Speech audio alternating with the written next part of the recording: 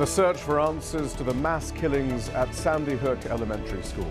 But is the speculation about the mental health of the killer helpful, or merely adding to the stigmatization of the mentally ill while doing little to address the root causes of such violence? You're watching Inside Story Americas from Washington.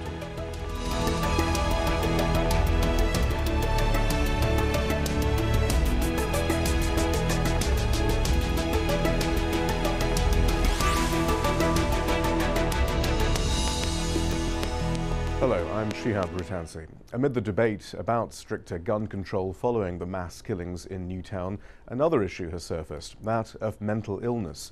Despite the absence of an official diagnosis, media speculation about Adam Lanza's mental health has centered on suggestions he was autistic. The solution offered by pundits appears simple. If the mentally ill could just get the proper help they need, then tragedies like that in Newtown would not happen. One Republican congressman, in arguing against gun control, even said, quote, "The more realistic discussion is how do we target people with mental illness who use firearms?" Adding to that, a blog entitled "I Am Adam Lanza's Mother" went viral over the weekend. In it, the mother of an apparently psychologically disturbed teenager described her fear that he may be a future killer and appealed for better care. But there has been strong subsequent pushback. The media speculation has been criticized for ignoring the facts and only adding to the stigmatization of those with mental disabilities. So, what role should discussions about mental health have in the aftermath of such shootings? With me to discuss this, from Norfolk, Virginia, Ari Ne'eman, president and co-founder of the Autistic Self Advocacy Network. From Boston, David Hemenway, professor of health policy at Harvard University. And from New York, Richard Friedman, professor of clinical psychiatry at Weill Cornell Medical College. Dr. Friedman, first of all, then, what do you make of the increased focus on issues pertaining to mental health that we've seen over the last few days? Well, I think that there's a problem in the focus. The issue really is that we have to distinguish between a horrendous mass killing, and this is a terrifying and rare event, and everyday violence. And the fact is that the mentally ill have very little to do with everyday violence, but a lot to do with very rare events like these terrifying mass killings. Right. Well, we do have some statistics about the correlation between mental health issues and violence. 4% of violent crimes in the US can be attributed to people with mental illness. Only certain specific psychiatric illnesses like schizophrenia and bipolar disorder are linked to an increased risk of violence. However, even in these cases, one study found that 16% of those suffering from these illnesses would be prone to committing violence in their lifetime. It's also been suggested that alcohol and drug abuse are a much more important factor in motivating violence. It found people with no mental disorder who abused alcohol or drugs were nearly 7 times as likely to commit violent acts as those who were sober.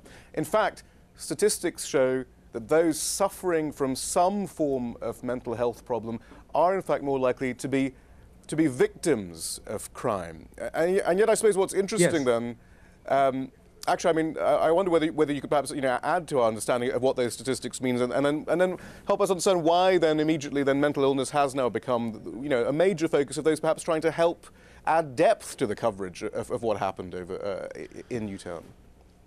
Right. So you're absolutely right in the sense that if you were to remove psychiatric illness, if you could theoretically remove all psychiatric illness as a risk factor for violence, the actual rate of violence in the United States, homicide in particular, would barely drop at all, at maximum by 4%.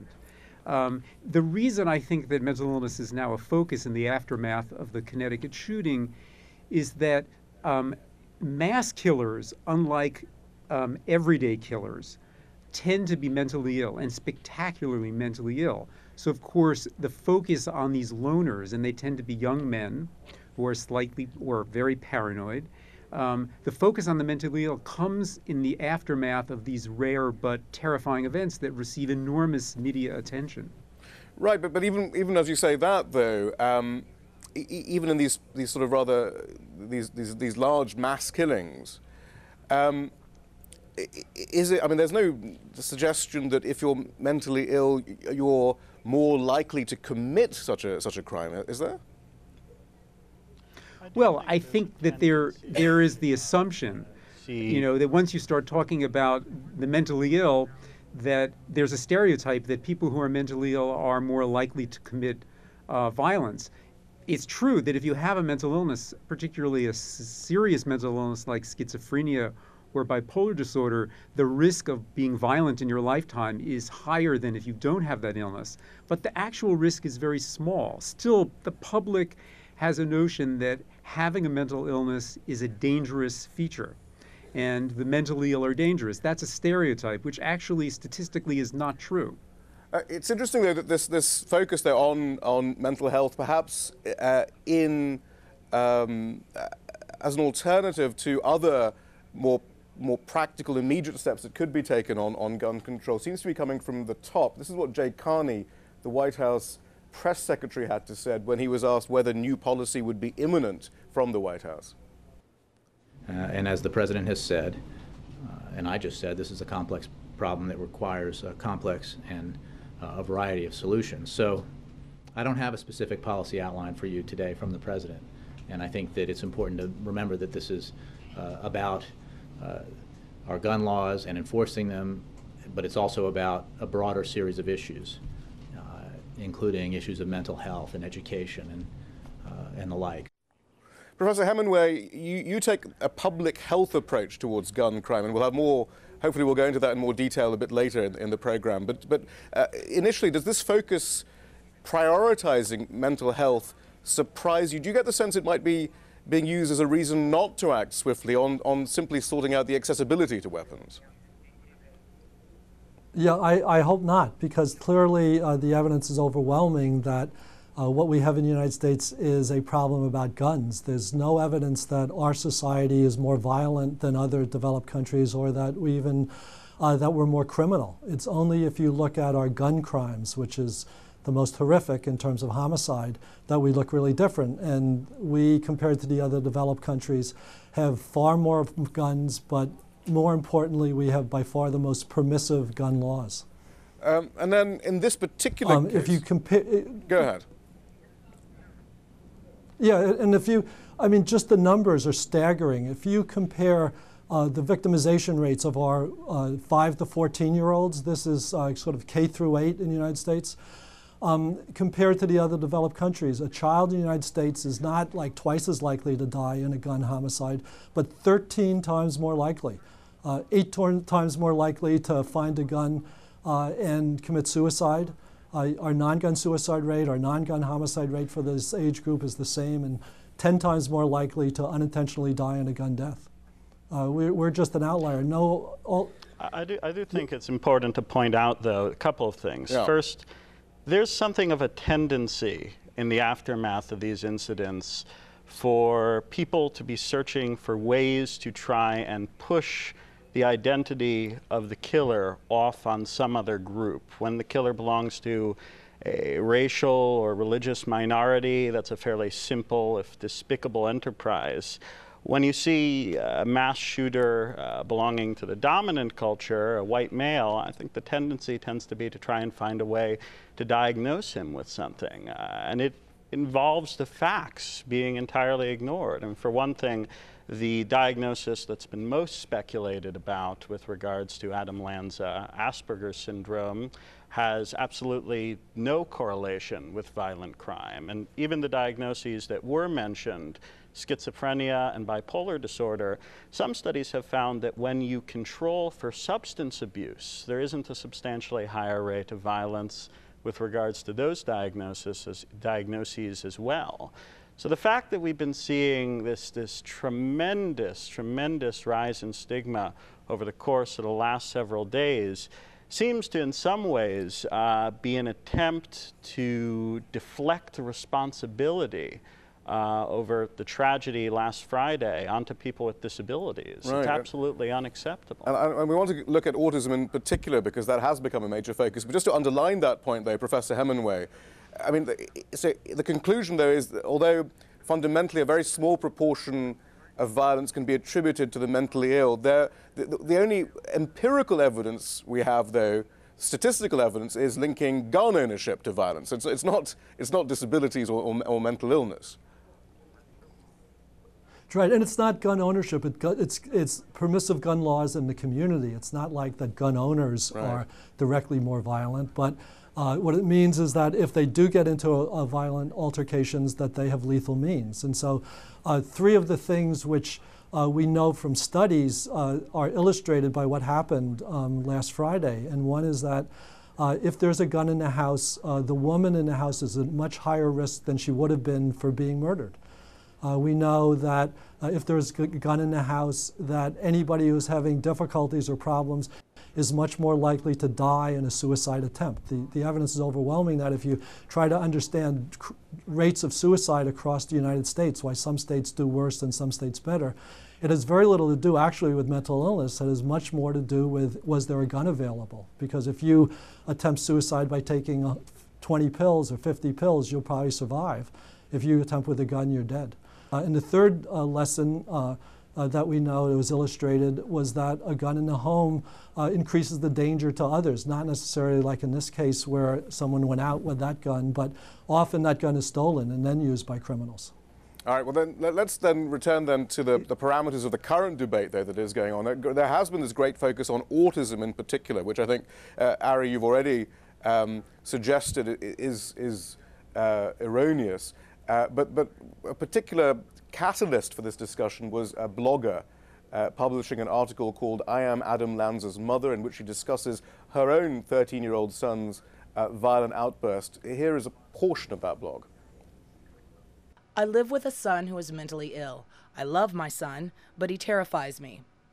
We still don't know what's wrong with Michael.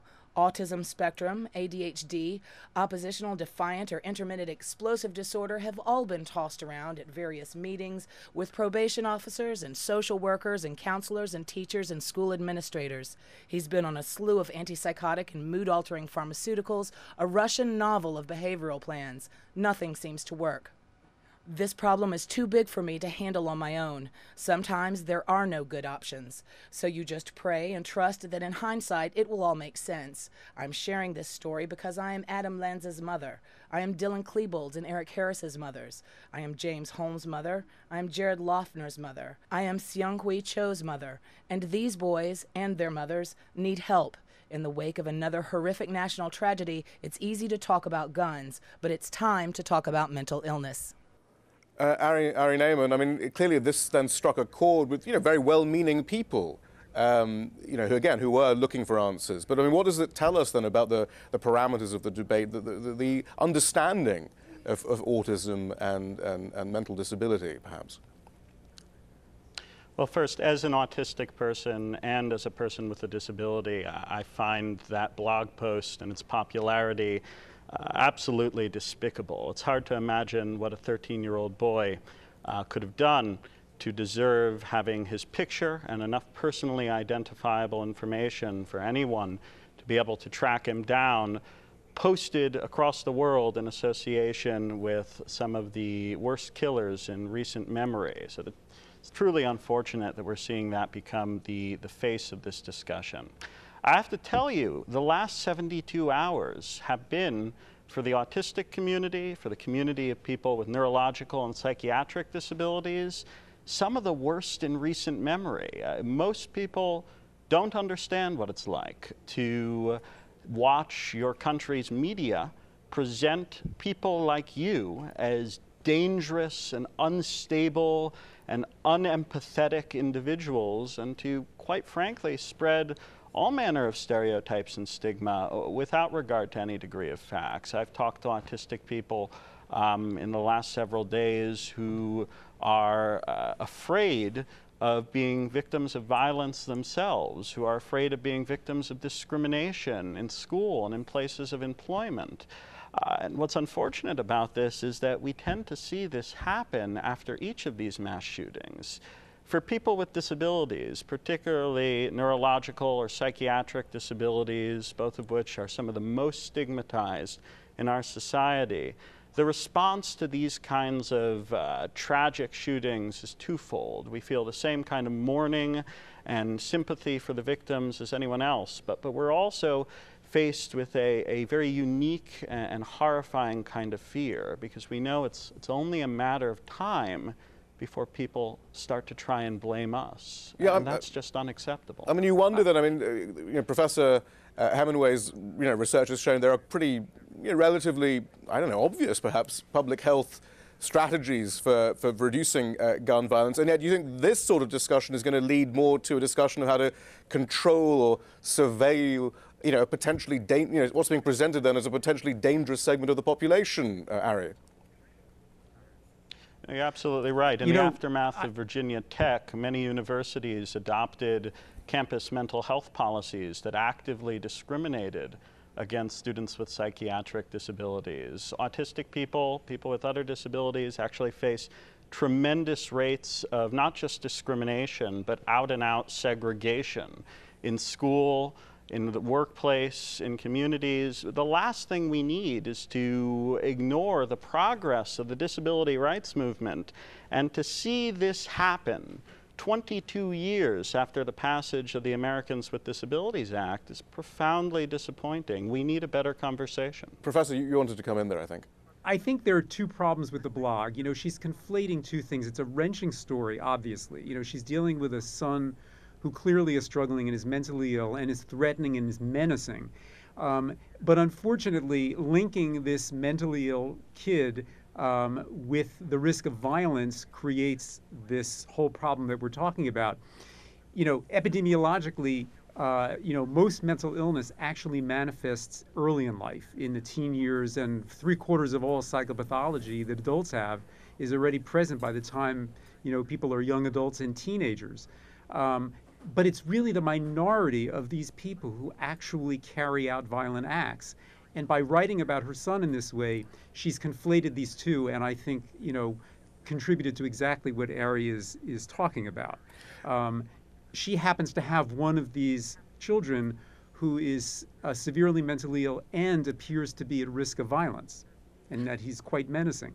At the very least, he is rare. At the very least, they might have put a spotlight, though, on the lack of support to parents in her position and the lack of mental health funding as a whole. Is that at least some potentially positive aspect of it? We want to be very careful about that, because I don't think we want to leave people with the impression that what happened in Connecticut was about lack of mental health services. That implies that people with disabilities who don't receive the services we need are in some ways ticking bomb, and quite frankly, that's just not true. I have to wonder what the experience for this young man must be like, having had to go back to school yesterday and today with all of his classmates and educators, knowing that his mother thinks that he is a potential mass murderer in the making. Professor Hemenway, let's then switch in the last 5 minutes or so to this public health model, this pragmatic, science-based,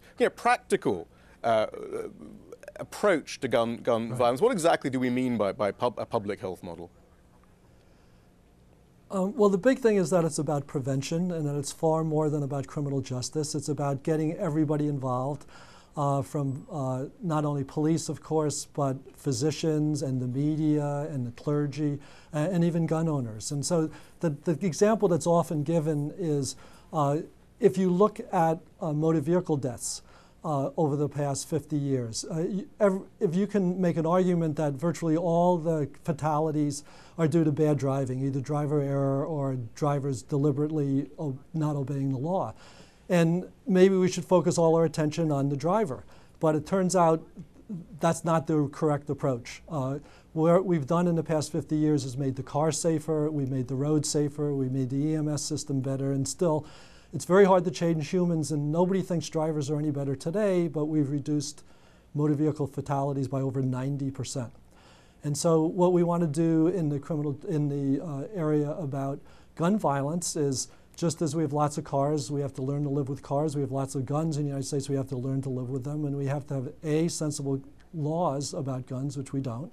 But also then we also have to have lots of groups getting together and trying to do their best to help. So we want physicians to talk to their patients about guns if somebody is mentally unstable. So one of the things that we want to really do, So behavioral science and mental health research does have a part to play then in the public health model then? Absolutely. Absolutely. Everybody has a part to play. And the key thing is don't just focus on the final actor, but try to make it hard to behave inappropriately, try to make it hard to behave, to do things in accidents. And when somebody does make a mistake or behave inappropriately, that nothing terrible happens. What I would argue is that one of the many, many things we could do, for example, is we're trying to create an 11th commandment for gun safety, which is equivalent to friends don't let friends drive drunk. And that commandment is friends don't let friends have guns around when they're going through a bad patch. And we know that when your wife leaves you or you feel terrible or whatever, if there's a gun around, you're so much more likely to die in a suicide. And so what we would have liked to have seen is here was a mom in Newtown, and her son was not doing well. And so rather than have 5 guns in her house, what we would like to have seen is her friends, who are probably also gun owners, come to her and say, wouldn't it be smart to get rid of these guns, not forever, but for a while, maybe till the son leaves the house or is getting better or whatever. And I think not having the guns in the house would have probably prevented the suicide, because this was a suicide, that's what this was. And would also have prevented the catastrophe occurring in the elementary school. Professor Hemenway, I mean, looking at the data that you've studied there, I mean, at the moment then we see people seizing towards then, deciding that perhaps mentally ill people are some sort of enemy, potential enemy within. But there's also this discussion then about the need for concealed weapons and the need for weapons to be used in self-defense as a way out of this. But you've done a lot of study on these areas as well. Yeah, well. Yeah, I mean, this argument is so strange. 40 years ago on All in the Family, when we had lots of gun hijackings, Archie Bunker said, oh, the way to stop them is to arm all the passengers. And that was a joke then, and it's still a joke now. That's not the way we know from 25 other industrialized democracies that the way to go is not to get more and more arms, but to get fewer and fewer. We even learned that in the Old West. In Dodge City, the way was not to arm all the residents, but to have reasonable gun control laws, and that's what really tamed the West. So we can do lots better. And what I would like to see in the United States right now is one of the things is just decide on one crucial policy that could really help, and that policy would be something like universal background checks, and try to get every senator, every congressman to stand up and say, do you believe in this or not? And if you don't believe in universal background checks, I would love for you to tell that to your 7-year-old daughter, or to go to some elementary school and explain that to the second graders, why you are against having background checks for criminals. Well, that does lead to that question then, Dr. Friedman. Instead, though, what we're having is the White House and others saying, well, we shouldn't act too quickly. It's complicated. It's to do with mental illness. Incidentally, while negotiating further reductions in the social safety net. Actually, we're also seeing a spike in gun sales as well, specifically of the kind of combat weapons used in mass shootings. So do you think anything has changed this time around, or is it just a repetition of the same? Yes, well, I think actually this may be a turning point in the sense that the slaughter of innocent children and strangers to the perpetrator in this case is a terrifying prospect. Most people look at this and they think, there's no reason to think that my children could be safe either from somebody who obtains lethal weapons. The dialogue in the country seems to suggest that there is the possibility for a turning point. I would just add that it's very, very hard to control human behavior. Obviously, we're not going to control and we can't change human nature. The only thing really we can do is to change or modify its expression. And to me, this means changing the accessibility to guns. I mean, when I was growing up, a bully in school, the most damage that he could do is give somebody a bloody nose. And now when you have a young man who's disgruntled and unhappy and perhaps mentally ill, and he has easy access to an AK-47 or some assault rifle, you have a mass killing. All right, we're going to leave it there. Dr. Richard Friedman, thank you very much. I think Professor Hemenway, thank you as well. Ari Ne'eman, thank you very much. Too. Thank you. Thank you very much for having me on the show. And that's it from the team in Washington, D.C. for now.